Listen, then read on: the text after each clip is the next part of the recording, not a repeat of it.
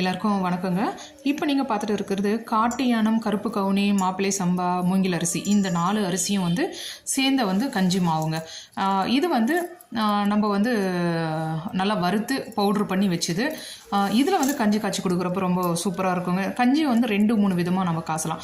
இப்போ நான் காசுறது சுக்கு, நாட்டு சக்கரை, ஏலக்காய், உப்பு போட்டு லைட்டாக மைல்டாக இருக்கிற கஞ்சி. இன்னொரு விதம் நம்ம தாளித்து ஆனியன் போட்டு சீரகம், பெருங்காயம், கடலப்பருப்பு, மிளகாய் இதெல்லாம் போட்டு தாளித்து குடிக்கலாம். அது கொஞ்சம் ஹெவியாக இருக்கிற மாதிரி இருக்கும்.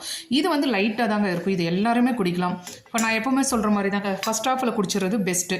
காஃபி டீக்கு ஆல்டர்னேட்டாகவும் குடிக்கலாம், இல்லை ஒரு 11 o'clock குடிக்கலாம். இப்போ சில்ட்ரன்ஸுக்கு கொடுக்குறப்ப இன்னும் கொஞ்சம் லைட்டாக லிக்யூடு, இன்னும் கொஞ்சம் வாட்டர் நிறைய போட்டு குடிக்கிறது அவங்களுக்கு ஜீரணம் நல்லாயிருக்கும்.